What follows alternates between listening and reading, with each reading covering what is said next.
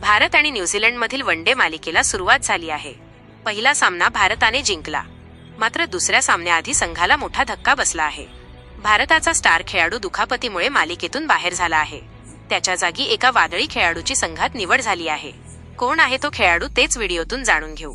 बडोदा वनडेत भारताने 4 विकेटने विजय मिळवला. या विजयासह मालिकेमध्ये भारताने 1-0 आघाडी घेतली आहे. मात्र भारतासाठी एक वाईट बातमी समोर आली आहे. स्टार खेळाडू वॉशिंग्टन सुंदर याला दुखापत झाली होती. आता उर्वरित मालिकेमधून तो बाहेर पडला आहे. याआधी विकेटकीपर रिषभ पंतने देखील दुखापतीमुळे माघार घेतली होती.